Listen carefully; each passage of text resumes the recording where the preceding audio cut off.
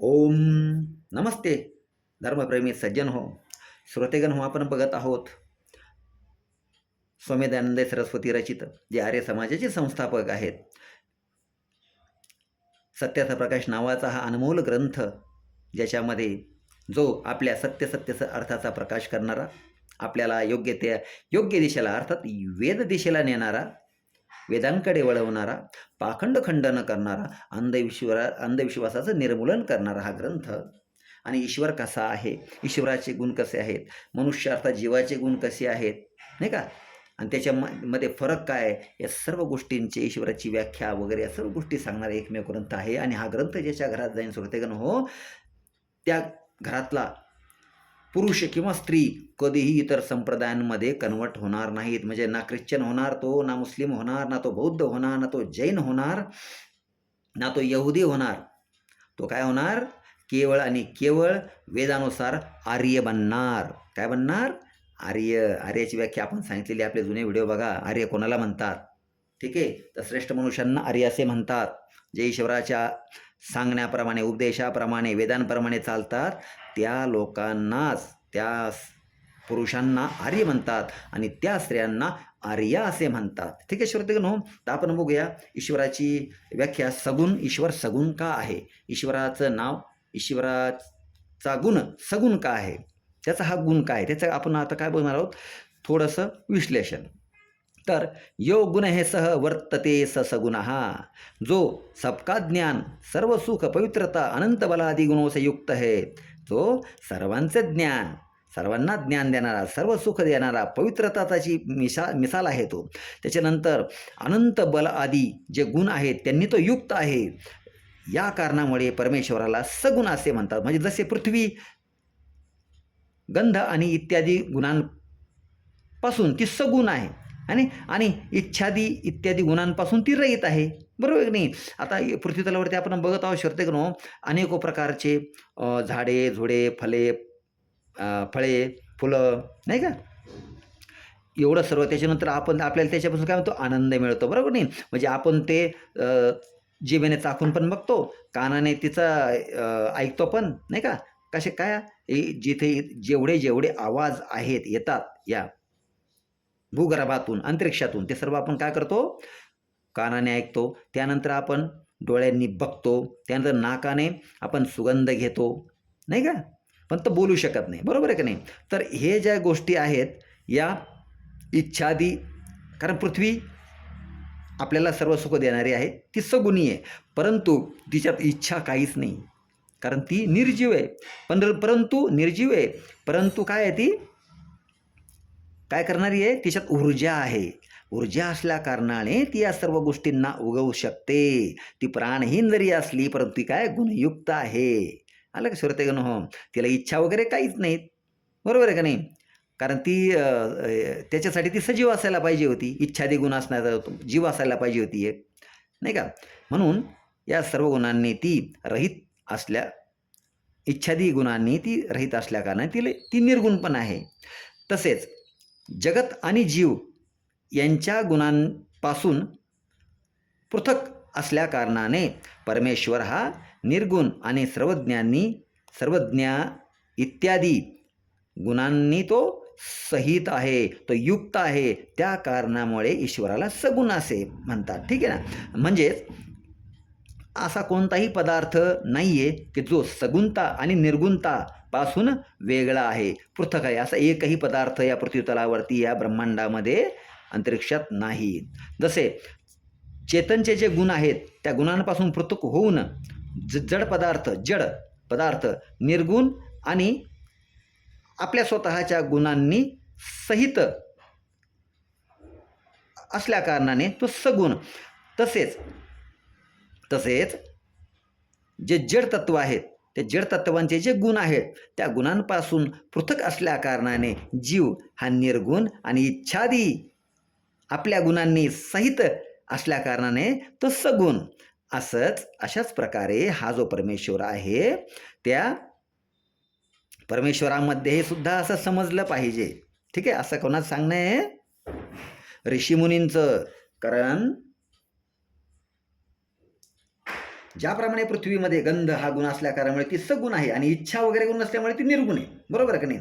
त्याचप्रमाणे परमेश्वर ही प्रकृती आणि जीव यांच्या गुणांनी काय विरहित असल्यामुळे निर्गुण आणि सर्वज्ञत्वादी गुण त्यामध्ये स्वभावता असल्यामुळे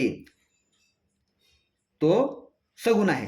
असा कोणताही पदार्थ नाही की जो सगुणता आणि निर्गुणता याहून पृथक असेल, वेगळा असेल, बरोबर आहे का नाही? आणि असा जडतत्वांमध्ये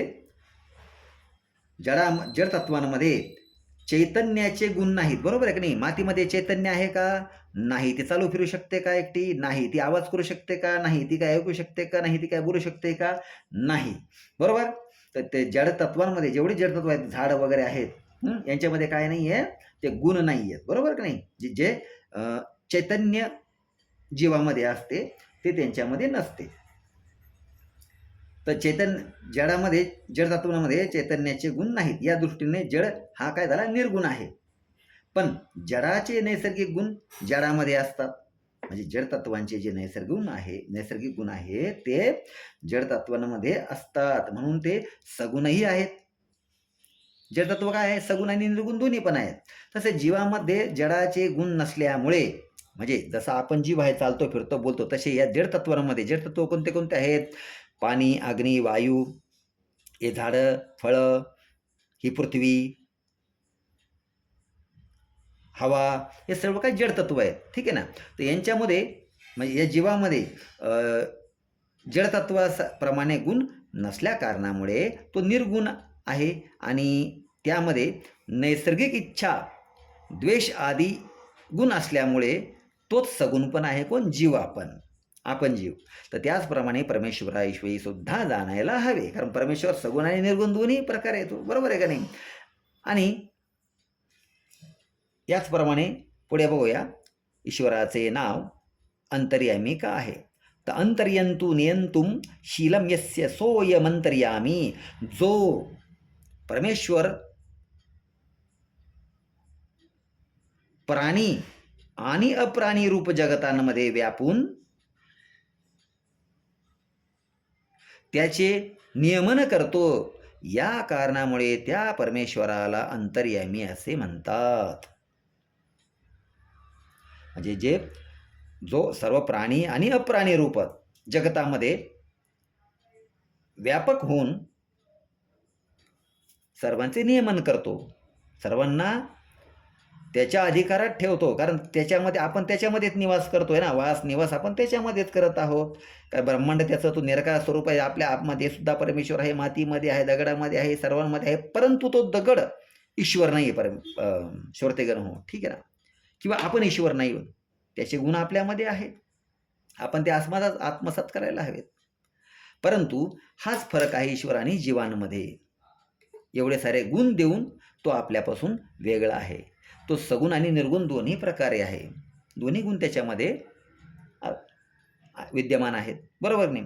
आता पुढचं बघूया की यो धर्मे राजते स धर्मराज हा यो, जो धर्म ही में प्रकाशमान और अधर्म से रहित धर्म ही का प्रकाश करता है, इसलिए उस परमेश्वर का नाम धर्मराज है.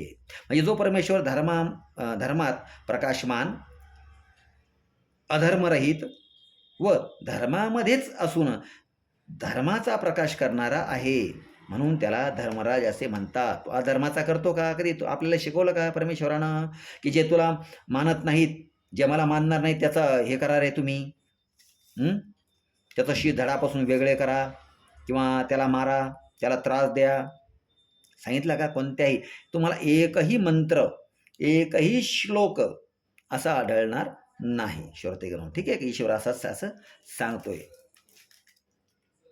तर या कारणामुळे ईश्वराला धर्मराज असे म्हणतात, कारण तो आपल्याला फक्त धर्मच देणारा आहे, धर्माचाच प्रकाश करणार असल्या कारणामुळे त्याला धर्मराज असे म्हणतात. पुढे बघूया, यम उपरमे, या धातूपासून यम हा शब्द सिद्ध होतो आणि यह सर्वान प्राणियों नियच्छति स यमः, जो सर्व प्राणियों के कर्मफल देने की व्यवस्था करता है, जो सर्व प्राण्यांना जे आपण कर्म करतोय त्या सर्व कर्माचे कर्मफळ देण्याची व्यवस्था तो करतो आणि सर्व अन्यायांपासून तो स्वतः पृथक राहतो. या कारणामुळे त्या परमेश्वराला यम असे म्हणतात. आता आपण यमाविषयी भरपूर काय ऐकलंय की जेव्हा मनुष्याचा मृत्यू होणारा असतो, अंथरुणावर खेळलेला असतो, त्या टायमात त्याला यम वगैरे दिसतात.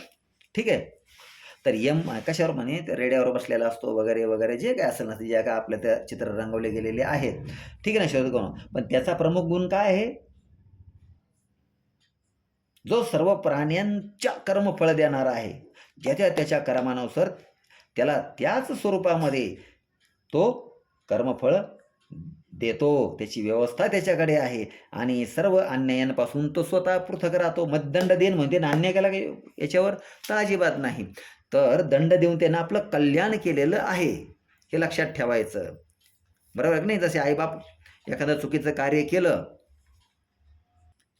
एखादं चुकीचं काम केल्यानंतर कसे लगेच कान धरतात, फटका मारतात. मग तीच व्यवस्था त्याची आहे. बरोबर आहे का नाही? आता पुढे काय आहे? यम याच्यामुळेच ईश्वराला यम असे नाव. कशामुळं? जो सर्व प्राण्यांना कर्मफळ देतो आणि जो सर्व अन्यांहून स्वतः पृथक राहतो, म्हणून त्या ईश्वराला यम असे म्हणतात. आता पुढे बघा ईश्वराला भगवान का म्हणतात? भज सेवायाम या धातूपासून भग यापासून मतुक होऊन भगवान शब्द सिद्ध होतो. तर भग हा सकलैश्वर्यम सेवनम वा विद्यते यस्य स भगवान, म्हणजे जो समग्र ऐश्वर्याने युक्त आहे आणि जो उपासनेच्या योग्य आहे, ज्याचे भजन करण्यायोग्य आहे, तो एकमेव हा परमपिता परमेश्वर ओम असल्या कारणामुळे त्या ईश्वराचे नाव भगवान असे आहे. का बरं? भगवान काय आहे? आपण भगवान म्हणतो ना, पण तो त्या योग्य असला पाहिजे. पुरुषांना किंवा स्त्रियांनाही भगवान ही उपाधी दिली जाते. ठीक आहे श्रोतेगण. तर जो समग्र ऐश्वर्याचा नाही, जो समग्र ऐश्वर्यापासून युक्त आहे, सर्व ऐश्वर्य त्याच्याजवळ आहे. जो आपण आज जेवढे जेवढे भोग घेतो या पृथ्वीतलावरती, हे सगळं त्याचं ऐश्वर्य आहे. अन्न, पाणी, निवारा, त्यानंतर हवा, अग्नी, ही पृथ्वी राहण्यासाठी हे सर्व ऐश्वर्य कुणाचं आहे? त्या परमेश्वराचं आहे. आणि ते ऐश्वर्य, ते समग्र ऐश्वर्याचा दाता तो असल्या कारणामुळे त्यांनी आपल्याला हे प्रदान केलेलं आहे आणि त्यांनी तो सर्व ऐश्वर्याने युक्त आहे. तो कधी तुम्हाला बोकडू मागत नाही, तुम्हाला कधी बैल मागत नाही, कोंबडी मागत नाही, पण तुम्ही तो देता. ठीक आहे. आणि ते तुम्हाला खायचं असतं म्हणून ते तुम्ही देता. ठीक आहे श्रोतेगण. तर तो सकल ऐश्वर्यांनी युक्त आहे, सर्वांचा जनक आहे, सर्वांची जननी आहे ती. आणि तो फक्त एकमेव असाच आहे, या संपूर्ण ब्रह्मांडाचा राजा, महाराजा, अधिष्ठाता, महादेव तो ओम, तो केवळ एकच भजनयोग्य आहे, अर्थात उपासनेच्या योग्य आहे. आणि याच कारणामुळे त्या परमेश्वराला भगवान असे म्हणतात. ठीक आहे श्रोतेगण. आता भेटूया पुढल्या व्हिडिओमध्ये. ओम नमस्ते.